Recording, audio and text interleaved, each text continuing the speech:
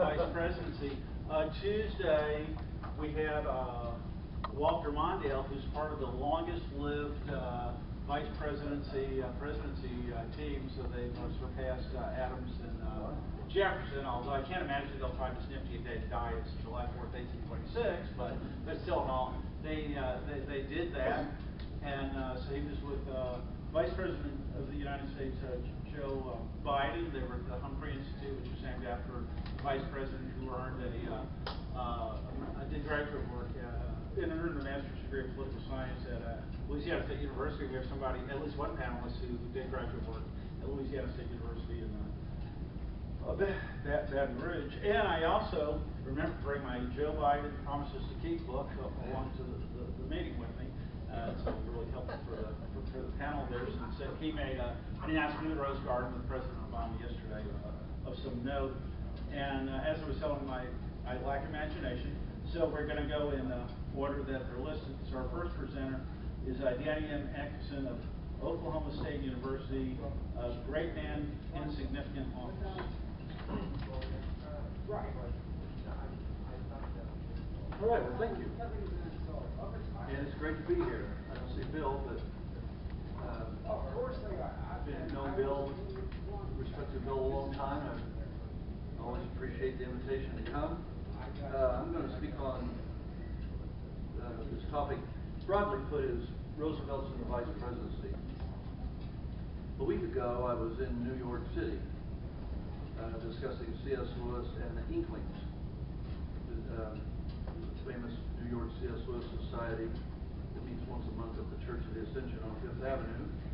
And they invited me to speak. I was specifically speaking on the man in, now the Inklings was this group that Lewis was a member of, with J.R.R. Tolkien, Barfield, Charles Williams, and Williams was what is sometimes described as the oddest Inkling.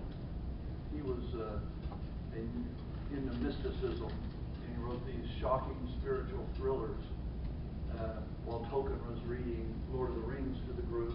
Williams was reading things like Descent into Hell and All Hallows Eve. They're really pretty good, but they're also pretty weird. And what I'd like to discuss now is maybe the oddest office in our Constitution, the Vice Presidency. So I'll tie it all together. A few years ago, there was a book that I thought was pretty good, at least half of it was good. It was called Constitutional Stupidities and Constitutional Tragedies. And one of the chapters in the first half of the book was devoted to constitutional stupidities, was devoted to the Vice Presidency.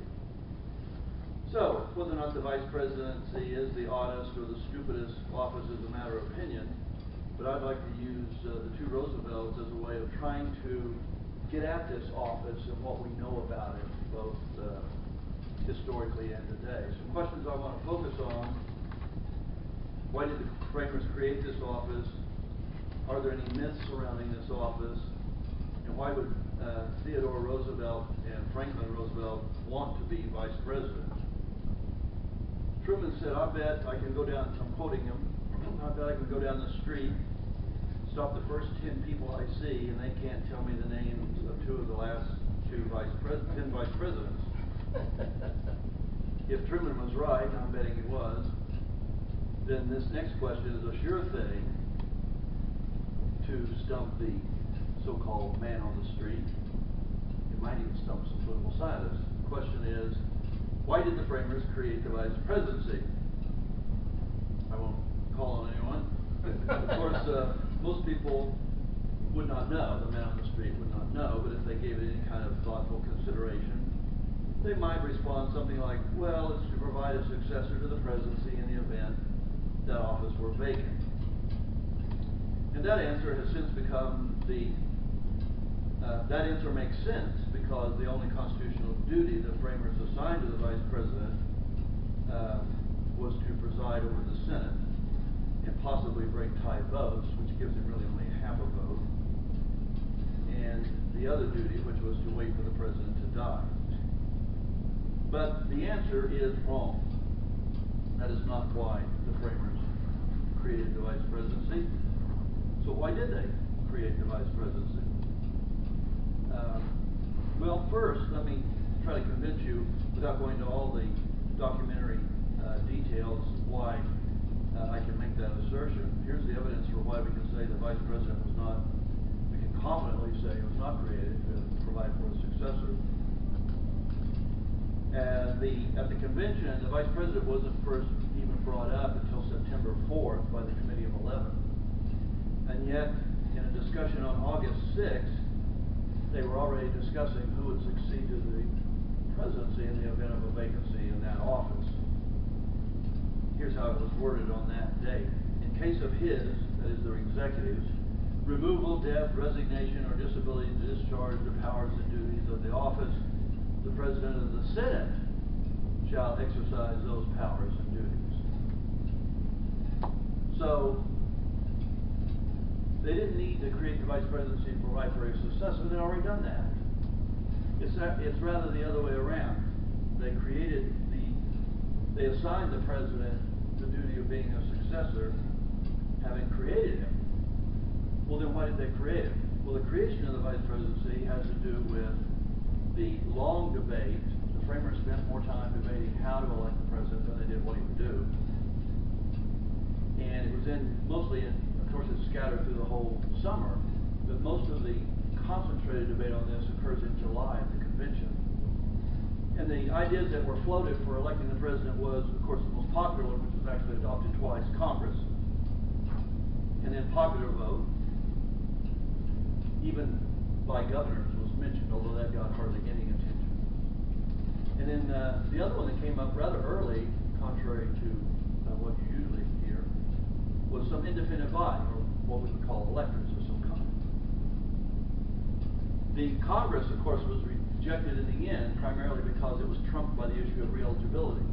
If the president was elected by Congress and he was re-eligible for a re-election, that would make him a puppet of Congress. Popular election was rejected, not for what you think.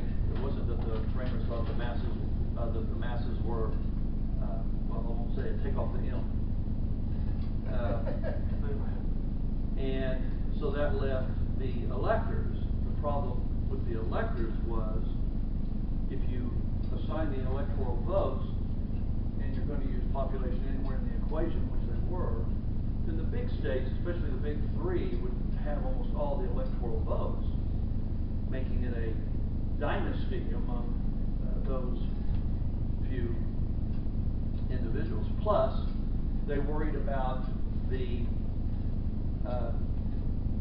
favorite son syndrome, that delegations from each state would just vote for someone popular in their state or known in their state, and hence the vote would be spread out. You wouldn't have majority.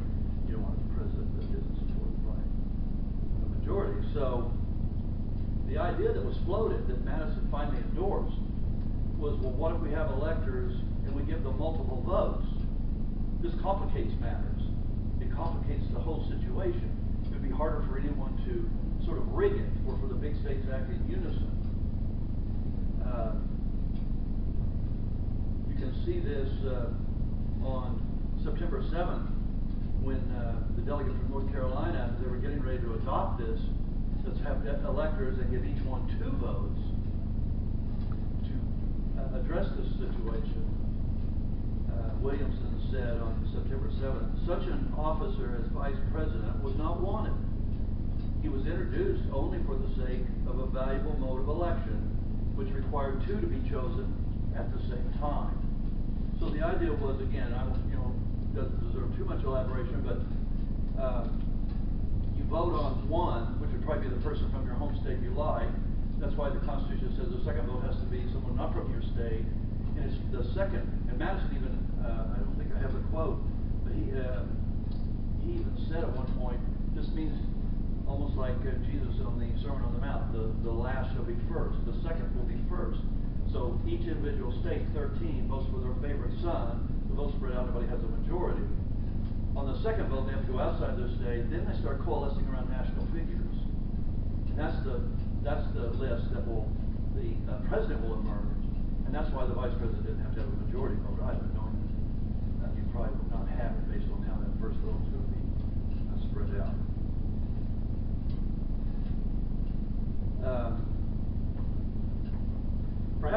with this counterintuitive explanation for why America has a vice president, several other myths have surfaced over the years with this office. Let's quickly look at those before we get to the Roosevelts. Here's one. Presidents select vice presidents based on their individual capability to serve as president. This is certainly what all modern presidential candidates say when they announce their running mate. They pick the best person. Should, God forbid, something happen to them, and they would have to take over. That's the explanation Bush 41 gave for picking Ted Quayle, which shows you why that's a myth. And of course, balancing the ticket and selecting the best person to succeed to the presidency are not mutually exclusive. You could balance a ticket and genuinely think you pick the best man, but it's safe to say that in the final analysis, presidential candidates will not choose their vice presidential running mate to succeed them. Rather, they will choose them to help them succeed. And that means they think they're going to help them pick up votes. More about that in a moment.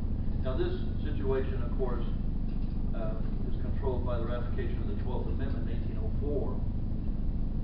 If you've ever wondered why there are no qualifications for the vice president in the Constitution of 1787, that's because it wasn't until the 12th Amendment that candidates actually ran for vice president. As you know, they all ran for president, but that was changed with the 12th Amendment. With that amendment, the quality of individuals selected for the vice president went way down, and the idea became balance. You balance the ticket geographically, or ideologically, or by age, or by religion, or in recent times even by gender.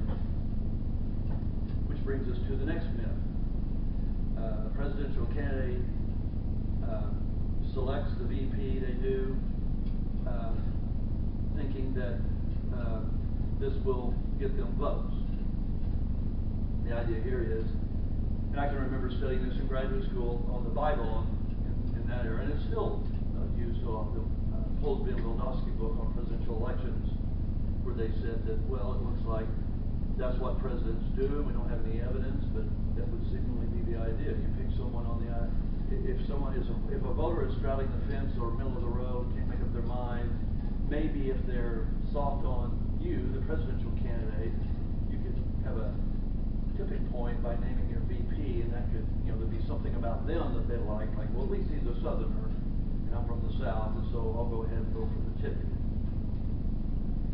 But of course, that raises the question, is that true? I mean, it's intuitive, but we all know that there's whole books written on things like Freakonomics, where economic things seem intuitive that aren't true. Like, why do drug dealers live with their mamas? But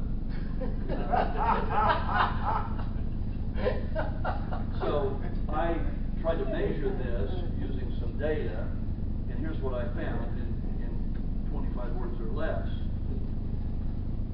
It is a myth. We don't generally vote. Well, you can't say we don't vote based on who is vice president. It's just that vote doesn't help the ticket to win. If there is a vote based on a vice president, it's more likely to hurt a ticket than to help it. In fact, the data I used showed that on average, the minute a presidential candidate names a person to run with them on the ticket, they lose 30 percentage points in support. At the same time, they gain 13 percentage points on average of those who went from saying, I wouldn't vote for the ticket to saying, yeah, they would. Well, you can see what the net loss is there. So this is why I predicted in 1984 and 2008, when the Democratic presidential candidate and the Republican candidates respectively selected historically women as their running mates, Geraldine Ferraro in 84 by Mondale and Sarah Palin in 2008 by McCain. I predicted it would hurt based on this data, because the minute you put the spotlight on that vice presidential candidate, your negatives go way up. Nixon knew this for all his negatives. Nixon had some real well-honed political instincts, and one of them was when he went to select his VP, especially in '68, his aides were tossing out all these names and why each would be good at the job. And he said, none of them. None of them are going to help me. So forget that. Find the one that will hurt me the least. And that's exactly what the data shows the strategy you would take if you're Machiavelli, that is. That's why he selected Spiro Agnew in 1968. Now remember, that was pre-investigative reporting, before the Watergate era, and nobody knew who Agnew was. In fact, Time magazine ran a cover saying, "Spiro who? Like, who is this guy?" Now they found out who he was, but it was too late by then, and they'd been elected twice. Another myth is this one. Generally speaking, it is important for a presidential candidate to win the home state of the vice president. This explains things like Kennedy in '60 picking an LBJ. Well, at least he guaranteed he's going to get Texas, and of course Texas had a nice chunk of electoral votes. This reminds me, by the way, this phenomenon, which again I learned this in graduate school, and it reminds me of a story Mario Levio told me. Mario Levio is the astrophysicist who runs the Hubble telescope in Baltimore. And I was talking to him once about C.S. Lewis, interesting, because he'd written a book called Brilliant Blunders. And we may have been sharing stories, and he said, Aristotle went to his grave thinking that women were born with more teeth than men. And the worst part of the story is he was married. All he would have to have done was say, "Would you open your mouth so I can count your teeth?"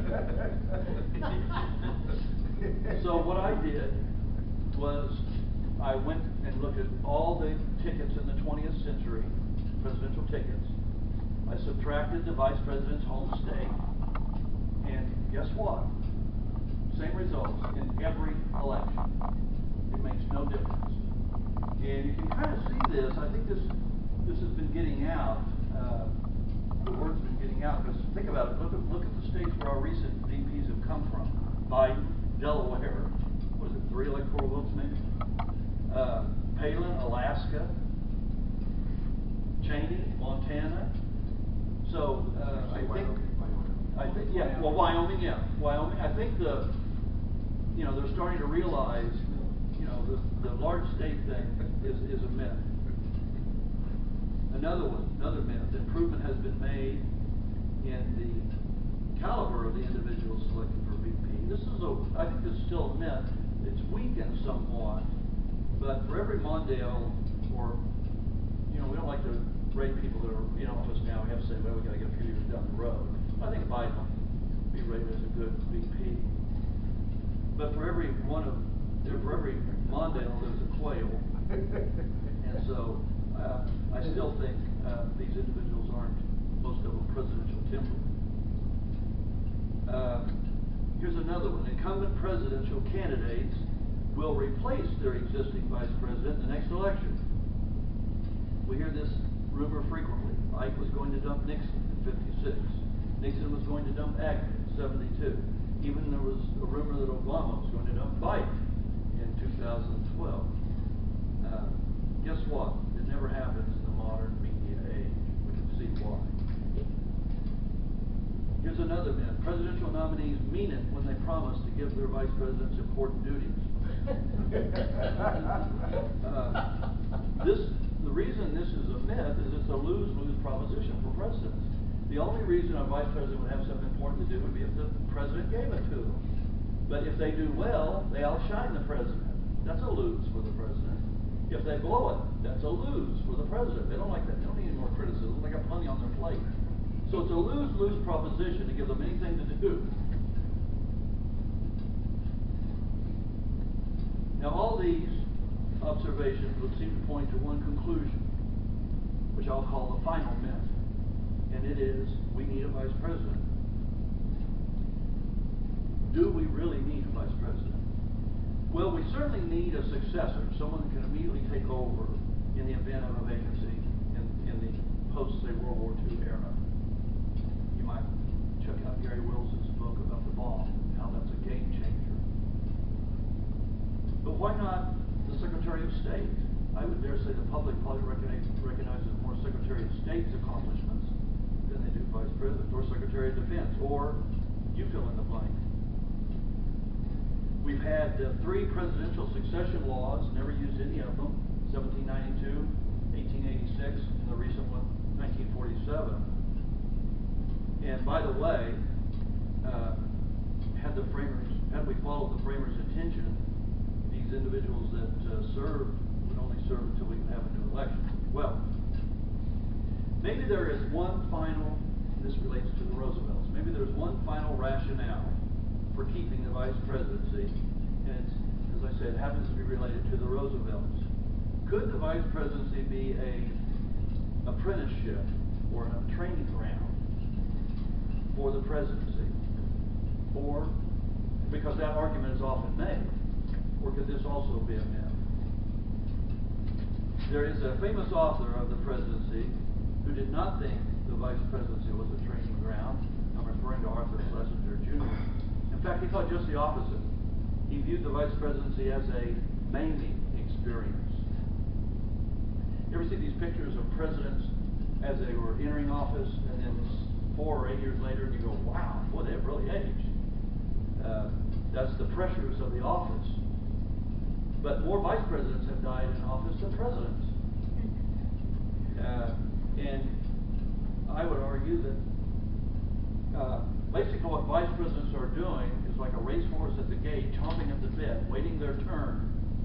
And then, as Schlesinger asserts, although his is nothing but pure intuition, when the gates open, they come out so charging so hard, they're maimed, and they come up not able to perform well at all. A futurist, Willis Harman, wrote, as a consequence of wasting their human potential, these people, these are individuals that are underemployed, which to me, by definition, every vice president is. As a consequence of wasting their human potential, these people often develop pathologies or chronic life disorientation or depression or other self-destructive behaviors. So, to test this idea, I divided all the vice presidents into 3 groups. Now, when you do any kind of analysis like this with presidents, you're always subject to the N issue. You have a low N, they don't like low Ns. But my gosh, even if you use the universe, you've got only 44 presidents. So with that in mind, I used all of them that were available. I categorized them into those presidents who had never served as vice president, those who had served as vice president for 2 years or less, and those who had served for vice president for 2 years or more. Then I calculated later how they were subsequently rated by polls, like the Schlesinger polls for older data, and then there's some others more. There was actually 3 Schlesinger polls. I don't know if you know this. The one in 40, was it 8? One in 60 something. And then there was one in 96. The New York Times Magazine updated just before Schlesinger Jr. died, I guess. And here's what I found. How much time have I used? Am I getting close? 5 more minutes. Have I got 5 more minutes. 5 minutes? Those who had the worst scores were those who had served as vice president for more than 2 years. The other scores, never or 2 years or less, were about the same ballpark. I also, for comparison purposes, looked at those who had served only as governor, because that's the executive. And theirs were the best of all. And we've gone through eras in our country where, up until sort of the media age, we did tend to get our presidential candidates from gubernatorial. We still do, Clinton, Carter, but the Senate, of course, is the other place we tend to recruit them from. And, Excuse me, the score? What kind of score? Well, I rated, I put them in the categories of never served as vice president. Yeah. Okay, then I calculated, I put them into where's Schlesinger, great, near great, average, below average, and failure. Okay, got it. that data was kind of oldish. I mean, it was 1996, but you only go so far to 96, and you're not getting anybody recent. So when I did the recent one, the best data I could get was from Siena College. They have a research institute there, and they rated presidents based on their ability to communicate. And on that relationship, now using their scale, lower is better. And with no VP experience, they scored a 19. With the most vice president experience, they scored a 22. So again, it's not a slam dunk, but every piece of data I put together to examine this, it comes up seeming to me, not only is the VP not a good training ground, it's not good. As how you're rated later. Of course, Nixon, he helped bring the whole thing down. He was 8 years, and he ends up being rated very poorly. So no one wants to be vice president, do they? No. They want to be president.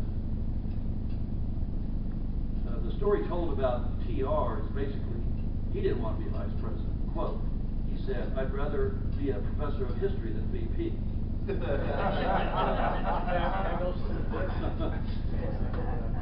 But the story goes that the powers that be in New York wanted to bump him up, get him out of the way.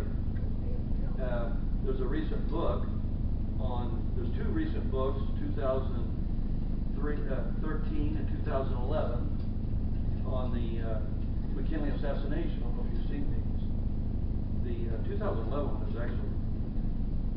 But they quote, here's how they describe that situation in one of the books.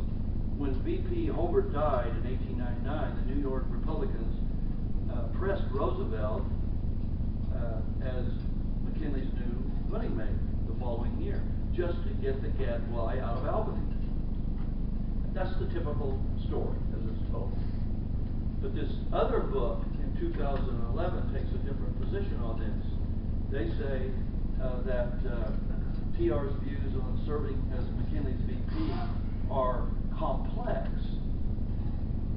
They note that TR went out of his way to claim the job didn't offer him enough as a man of his ability and ambition and energy, and quoted him as saying, in the vice presidency, I would do nothing. I do not like to be a figurehead. But they go on to argue that he protested so much that many began to wonder if he might have an ulterior motive. And in May, Roosevelt traveled to Washington to announce he didn't want the job. He traveled to Washington to announce he didn't want the job, or to join the ticket, even though no one had asked him to. The author calls this TR's non-campaign campaign. He attended the Republican convention, even though Henry Cabot Lodge had asked him not to, unless he wanted to be chosen as VP. And of course he went. So I think he didn't want to be president. He didn't want to be vice president. As I said, nobody does. What about FDR? While he may not have pursued the vice presidency as strongly as his cousin, in 1920 he was told by an old friend and an attorney that he would be a plus on the Republican ticket. Quote, whether you win or lose, you would make a number of key acquaintances in every state that would probably lead you inevitably to the presidency. Now, you know that had to stick. So why did he do it? To be trained for the presidency? No. I argue that what they're really doing, and what the data shows, the only thing they can do, is learn how to run for president, not how to be president. So, thanks for the extra time. Our second presenter is James McDonald, a demon of Northwestern State University of Louisiana. Not one of these fly-by-night towns like Shreveport or New Orleans. It's the oldest European settlement in the Louisiana Purchase. James McDonald with Northwestern State University. Good afternoon. I'm in Natchitoches, about 62 miles down Interstate 49. Although I've been arguing with the president of our university, we should take the state out since we're funded by the state at less than, I think, 40%. So why not just disassociate ourselves with that and find people in the legislature? I want to talk a little bit about about, and I'm glad these papers